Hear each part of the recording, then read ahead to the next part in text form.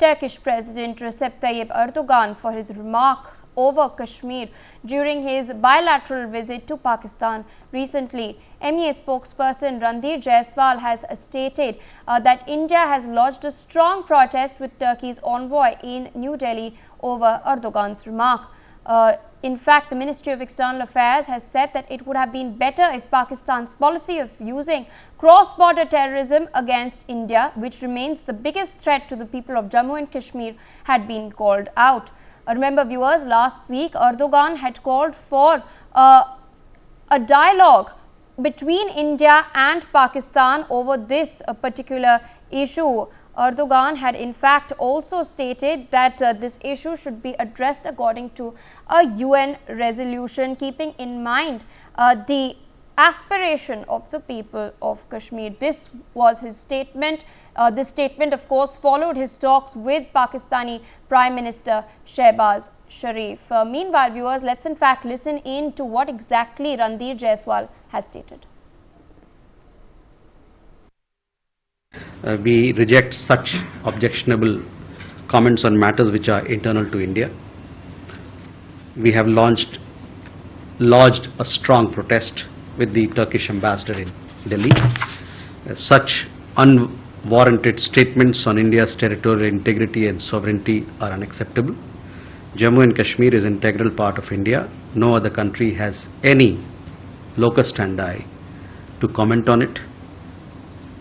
Instead of commenting on internal affairs of another country, it would have been appropriate if Pakistan's policy of using cross-border terrorism against India, which remains the biggest threat for the people of Jammu and Kashmir, had been called out. The other question regarding okay, now, we do not comment on hypothetical comments. All right, viewers, there of course you've heard what exactly Ranveer Jaiswal has stated, a very stern response to Turkey after what exactly Erdogan has stated. Joining us on the broadcast is Major General A.K. Sevach. Good morning and thank you for speaking to NewsX. Erdogan, of course, once again raking up Kashmir. This is something that he's been doing for years, especially at the UN. But what's interesting is back in September, during the UNGA in New York, he did not speak about Kashmir. And suddenly, now when he's gone for a bilateral visit after being received by Pakistani Prime Minister Shehbaz Sharif, after bilateral talks with Sharif, now once again he's raked up Kashmir. Once again he's spoken about Turkey standing in solidarity and spoken about a dialogue between India and Pakistan. So what do you think has prompted this U-turn in Erdogan's and reversal to his original position, to Erdogan's original position, because in between he had skipped the mention at the UNGA?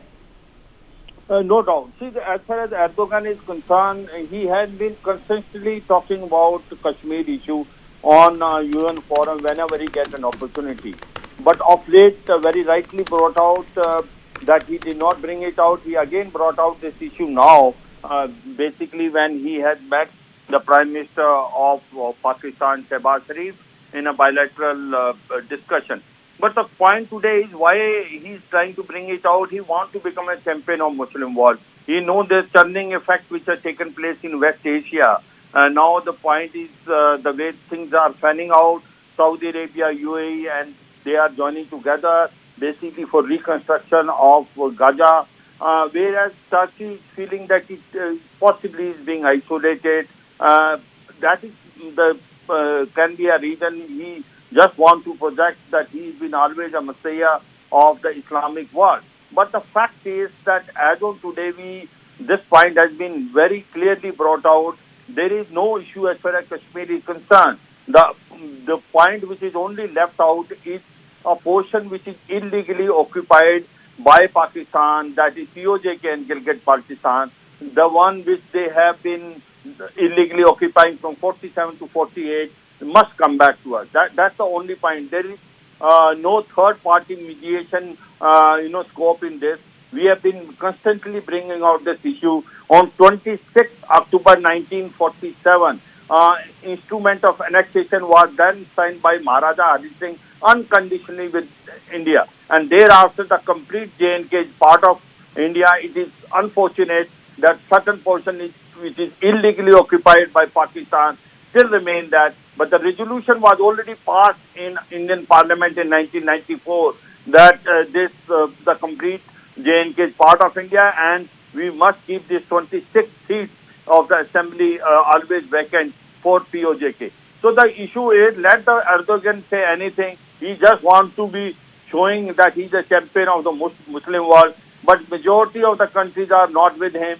He keeps on wrecking this issue, of Kashmir time and again, but no one takes him seriously. As far as India's standing is concerned, it's very strong in the world, and we are very clear in our mind that as far as Kashmir is concerned, there is no question of any talk now.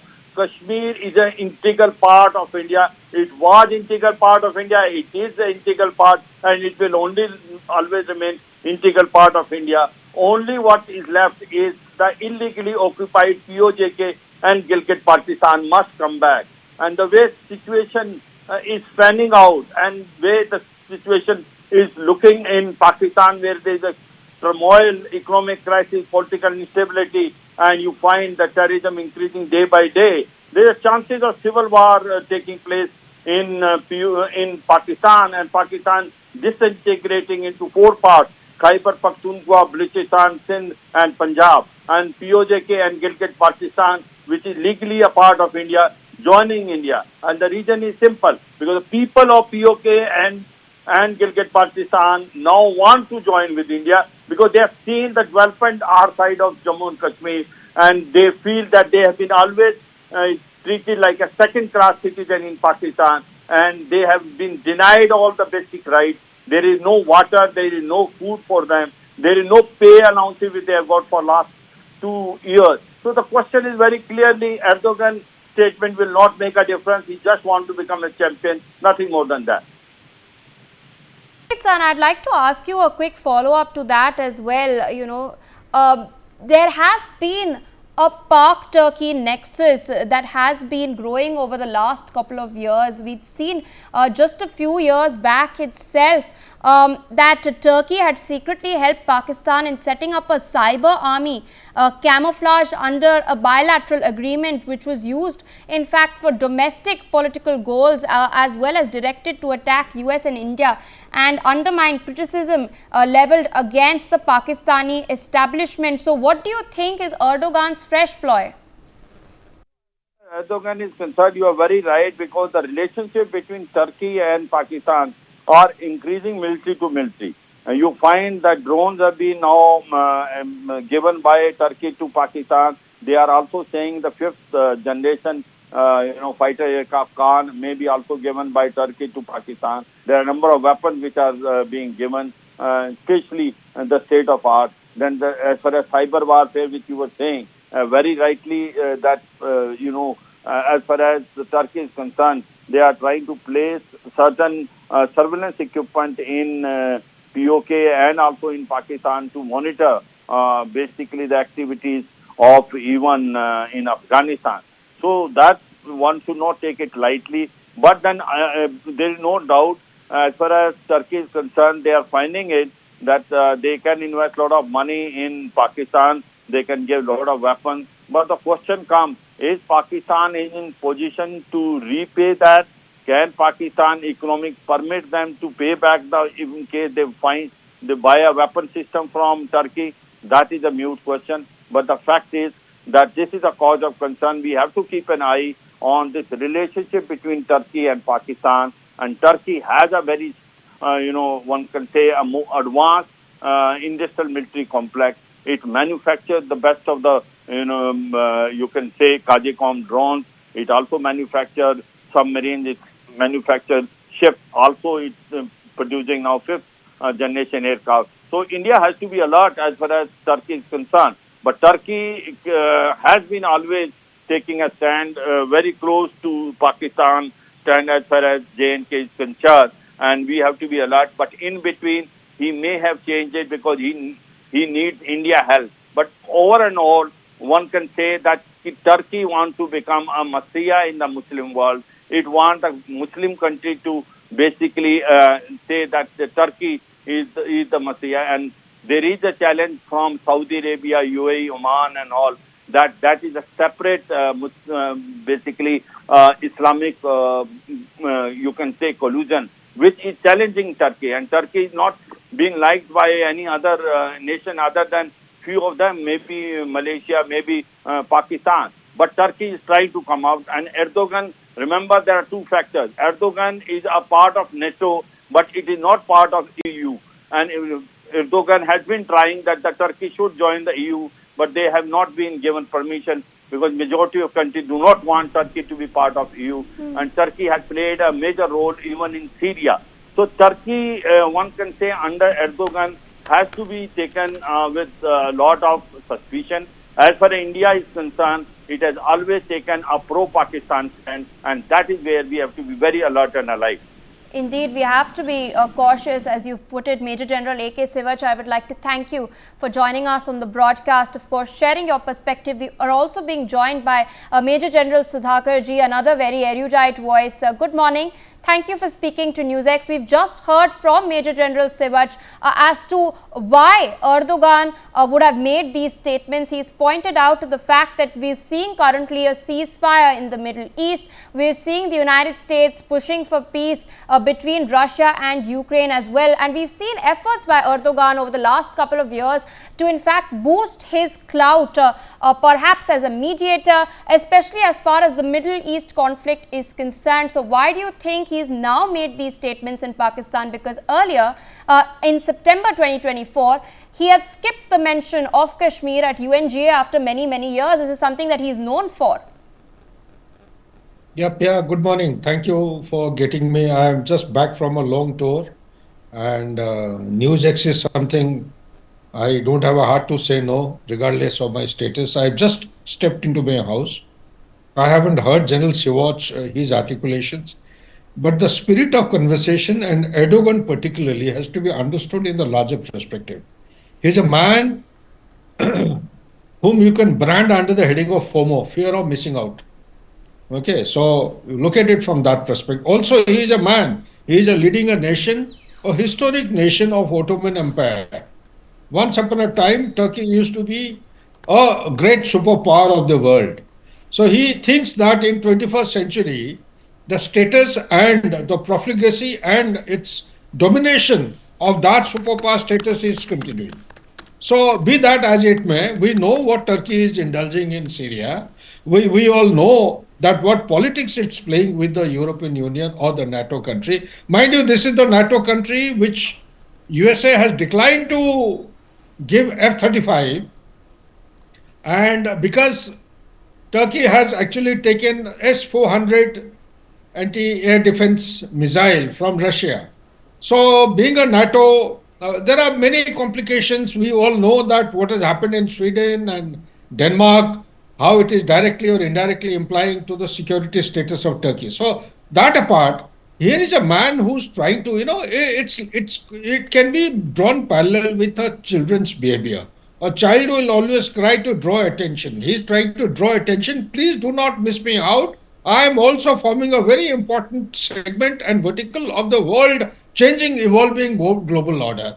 He can't see India getting so close to USA. He can't see USA and India both are onto a converging platform of many things, and one central thing is counter-terrorist activities. He can't see that Pakistan, which is supposed to be, there is only two countries in the world they claim, that Pakistan and China are, the relationship is higher than the Everest and deeper than the ocean.